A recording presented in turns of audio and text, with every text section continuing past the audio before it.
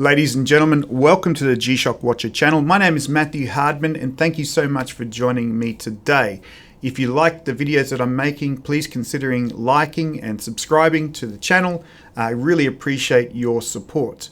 Today, before I get started, I'm wearing the G-Shock King, a very legible watch, very big and bulky watch, but I do love it. It's very comfortable to be able to wear, all digital, positive display. Really nice watch to be able to use on a weekend to get your bearings and your time, obviously. Now, today's episode, somebody asked to do a comparison against the Mudmaster watch, which is this particular watch, the GWG-B1000. Let's make sure I get the model right. This was a watch that was released recently, and they wanted to compare it against this particular watch, which is the MTG watch, the MTG-B1000, which is more of a fashion watch. So it's kind of interesting.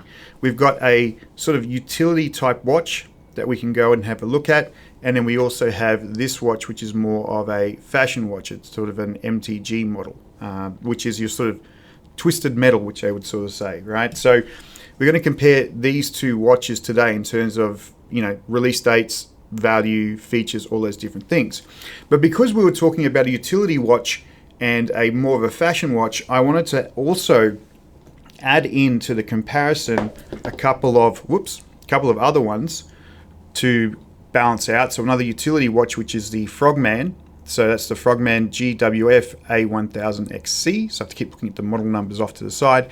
And I'm going to compare it with this particular watch, the Anniversary watch, the GMC-B2100ZE. This is a special edition. So we've got two fashion watches and two utility watches, and sort of look at all of the different specifications around them, the features, what they can go ahead and do. So with that, let's get started. I've built a PowerPoint presentation that will help us go through.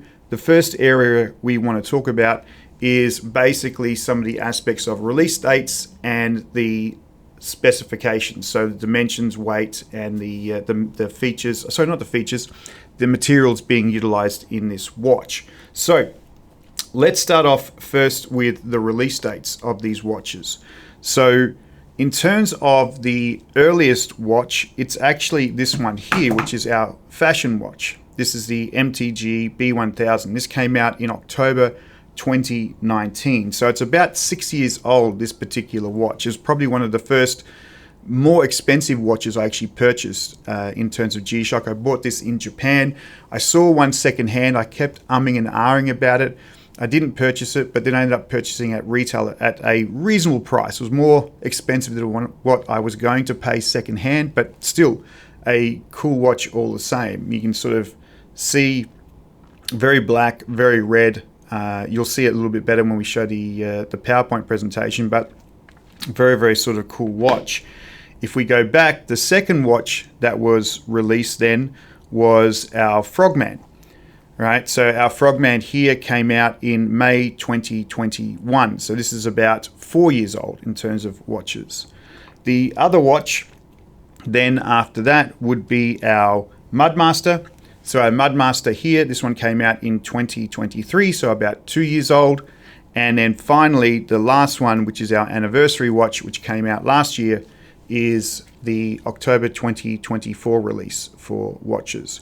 So in terms of age, our Mudmaster is basically in the middle, but our comparison watch, the MTG, is about 6 years old from that point of view. So in terms of release dates, the earliest watch is MTG, the latest watch is our Anniversary watch from that point of view. So let's now talk about dimensions and look at the sizes of these watches. So when we look at it, the biggest watch from a height point of view is going to be our Mudmaster watch. So the dimensions sort of from top to bottom, this is the biggest one, which is about 58.7. It's got a width of 52.1 and a height of about 16.2 millimeters from that angle. And if we compare that with our MTG is 55.8, so it's a little bit shorter than the Mudmaster. It's a little bit thinner, I guess, or less wide than the Mudmaster itself at 51.7. So it's about 0.5 or 0.4 millimeters difference. And then if we look at, we should look at the height. This one's 14.4 millimeters. So it's a lot shorter or slimmer again than the Mudmaster. So when we compare the Mudmaster to the actual MTG, this one has a smaller profile than the MTG. But again, you might expect that from a more utility watch. This one is more fashion, this one's more utility. Now, probably makes sense to sort of do the comparisons between these two watches, both utility watches in terms of their size. So the Frogman itself is 56.7 millimeters tall. So it's a little bit shorter than the actual Mudmaster from that point of view. Its width is 53.3, so this is a wider watch than the actual Mudmaster watch. And then from a height point of view, or a thickness, this is 19.7 and this one's 16.2. So from a width point of view and from a depth point of view or height, the Frogman is definitely a lot bigger. Now, if we bring in the other fashion watch and we look at the GMC, this one here is 51.2 millimeters. So this one is probably the smallest watch in terms of height compared to the other ones. The width of the watch is 46.3, which again is much, much slimmer than the other watches. And from a height point of view, it's 12.4 millimeters. So all in all, this particular watch is probably one of the smaller ones. But again, this watch is not necessarily utility. It's a much more fashion watch from that angle. So, you know, these fashion watches are going to be much smaller on the wrist versus your utilitarian watches. So let's move on to weight, because obviously you want to be able to feel what is the size of these watches, what's the weight of these watches on your actually wrist. How do you sort of feel when you wear them yourself? So if we look at them here, in terms of weight, what's interesting is our two fashion watches are both the heavier ones. Both of them come in at around about 171 grams. So these are heavier watches to wear on your wrist. And then that part of that might come from the materials being used, and we'll talk about that in a second. But these two are your heavier watches. Our utility watches, if we go ahead and actually have a look at those, our Mudmaster, which one's our Mudmaster? This one. Our Mudmaster comes in at 114 grams, and then our Frogman comes in at 140 grams. So the lightest watch out of the four is going to be the Mudmaster. And again, could be partially due to the resin band being used. We'll talk about that in a sec. But this one is more carbon and, as we sort of said, a wider watch. So these two are your heavier watches. So if you're going for lighter, the fashion watches will obviously make more sense. If you're going for lighter, I got that wrong. The Mudmaster, this one is your lightest watch to be able to go ahead and actually wear. This is your second lightest, and then your fashion watches are going to sit a lot more heavier on your wrist from that point of view. So if weight is a concern, you might look at something a bit more utilitarian. But I mean, we're talking about grams, it's not a massive issue. Last one, in terms of materials being utilized, if we look at all of these different watches, apart from the actual Anniversary watch, most of these watches themselves are using sapphire glass. So our fashion watch uses a mineral glass, right? So a mineral glass typically is going to be cheaper, it's going to be a little bit lighter, but may not be as scratch resistant as what's the sapphire glass. So all of our utility watches and our MTG watch, this fashion watch here, which is a bit more higher end, this one also uses sapphire glass for the cover, or the, I guess you sort of say the glass. So a little bit more resilient from that point of view. So you could probably knock this one a little bit more around. And obviously the resilience for these ones have to be up there, because these are watches you would typically use from a more harsher extreme environments from that point of view. So sapphire glass. In terms of the actual bezels that are being used, you can see here the Mudmaster is a metal bezel, right? So we can sort of see the metal in there. We've got the fashion watch, the MTG. This one is actually using carbon, right? So the carbon materials on that one. And then our our Frogman, where is it? Our Frogman, it's very confusing with lots of different watches. Our Frogman here, this is also using carbon. Now, in terms of bands, if we go back and have a look, All of these bands, except the Mudmaster, use some form of metal. The Mudmaster itself is a resin band, right? So you can sort of see there. So it's probably highly durable, not really going to go ahead and actually scratch too much. But our fashion watch, the MTG, this uses a combination of metal and resin. So it's a sort of twisted, this is what they sort of call the MTGs, this sort of twisted metal and resin is actually built into the band itself. You know, you can probably see, well, you can't see it here, but in between the different bits and pieces, you'll actually get the metal and the resin on those particular ones. Where is it here? Our fashion watch is basically all metal. So that could give the weight from that point of view. So this fashion watch is a metal one. And then our Frogman, this is similar to the fashion watch. So between the MTG and the Frogman, this is also a resin carbon watch. So if you wanted to have full metal, it's going to be the Anniversary edition, the GMC-B2100ZE. This is an all metal one. These two are carbon and resin. Actually, sorry, I should say this is metal and resin. This is carbon and resin. And then our Mudmaster is all resin. So when you look at these particular watches, they do have differences in terms of the materials being used, very much different in weight and also size, which, okay, we're comparing lots of different watches, so you would get some forms of variation. But certainly the interesting one here is that your fashion watches tend to be a little bit heavier than your utilitarian type watches, and especially that Mudmaster, for its size and its sort of appearance, it's the lightest watch of the bunch. And I could probably say that might be due to the actual material being used for the band itself, because it does use metal, it does use sapphire, but the band is resin versus using metal or carbon and all those different things. So, you know, they're all great watches still. We're going to talk about features and things like that, but in terms of wearability, all of them are pretty good. I would say the Mudmaster itself gives you a little bit more stretch, a little bit more comfort with the resin. The carbon ones, you know, your fashion watch, the MTG and the Mudmaster, the Frogman, they're not too bad to use. The full metal one, the Anniversary one, of course, you're going to have to get this really sized up properly for you. It's a little bit harsher, I would sort of say, on the, not say harsher on the skin, but it's a little bit harder. It's all metal, right? So it's sort of inflexible. So you've got to make sure you get it sized appropriately and remove the right sort of links in the actual bracelet to make it work for you from that angle.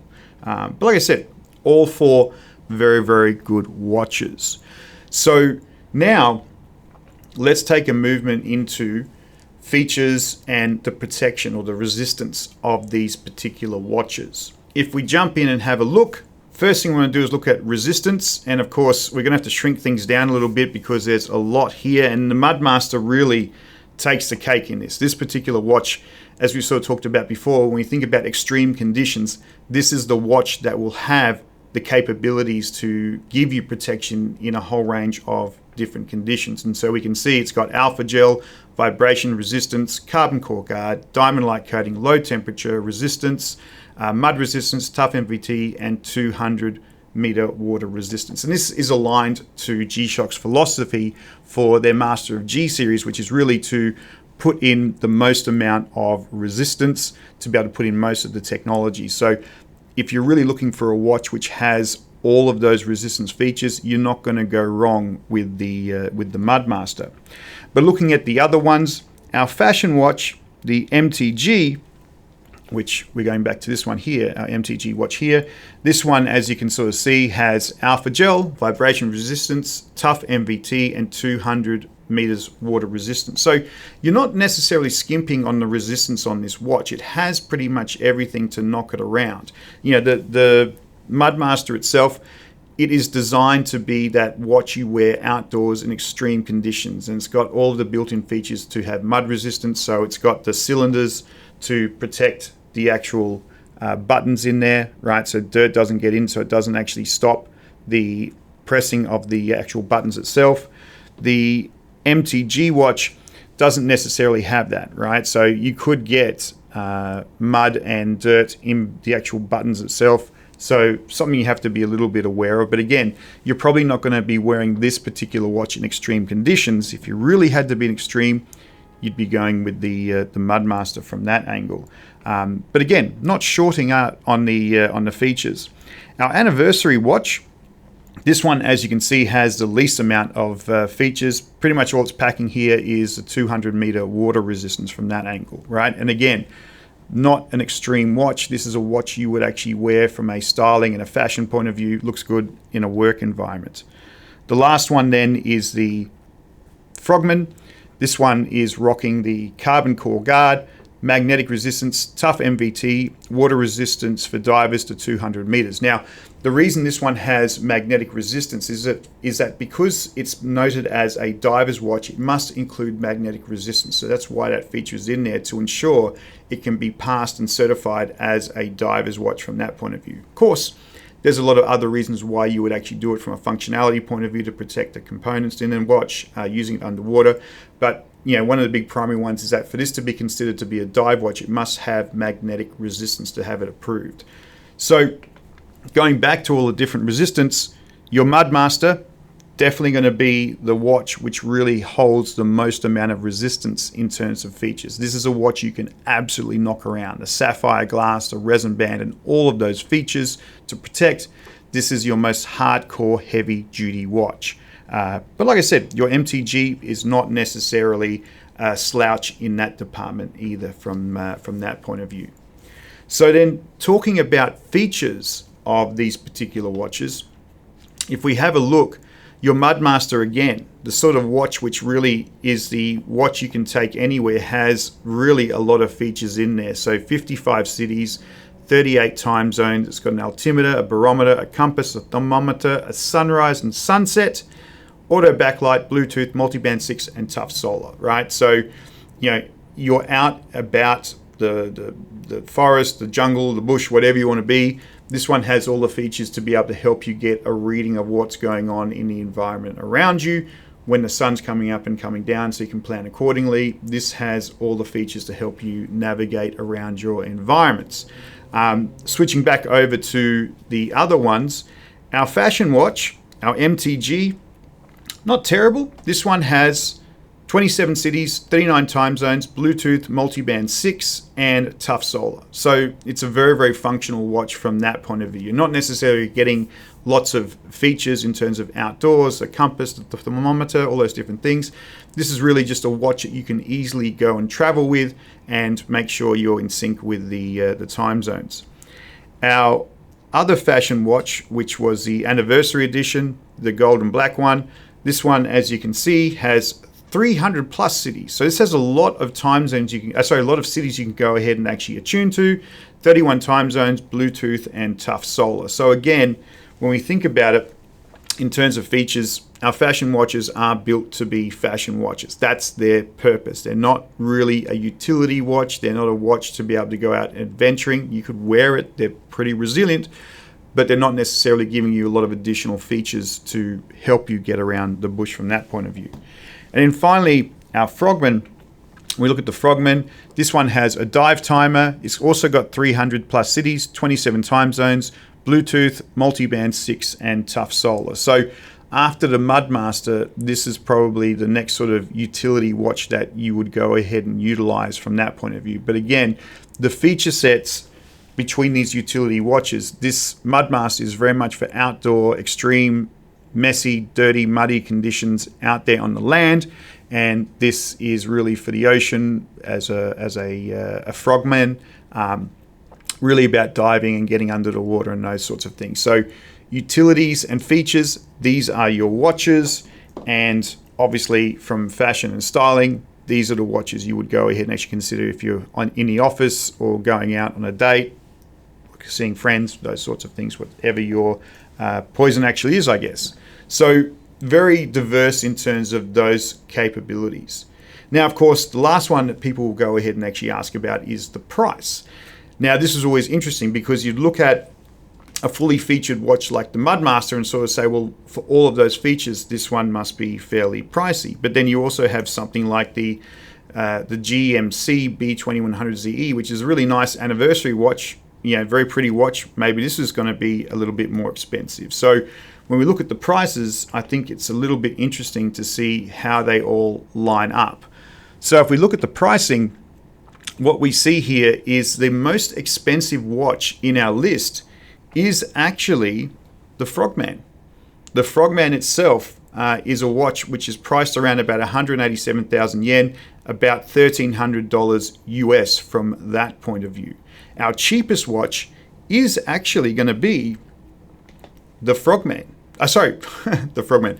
The Mudmaster. The Mudmaster is around about $800 US. So we've got the most expensive watch out of the four, which is the Frogman, and the cheapest watch is the actual Mudman from that point of view. Now, our fashion watches sort of come in the middle here. So if we switch over, our MTG watch is going to be around about $1,150 US or 170,000 yen, and our anniversary edition is 121,000 yen, about $820. So this anniversary edition watch and the Mudmaster watch are closely priced. Like we've got about $20 US difference from that point of view. Our MTG and our Frogman are sort of on the higher end, right? So the MTG watch, this fashion watch, is 1,150, but our Frogman is 1,300. So this one is your most expensive, and this one is actually your cheapest one. So interesting from a price point of view. I kind of thought from a feature point of view, your Mudmaster would be the most expensive watch, but I mean, it comes down to materials and things like that. So interesting from a price point of view. If you wanted utility, the Mudmaster's a steal. Like at that price, $800, it's a good watch to be able to go ahead and actually wear it, and it actually looks pretty good. From the most expensive point of view, the Frogman's there. It also looks like a great watch as well. It's definitely one I like to be able to wear on my wrist.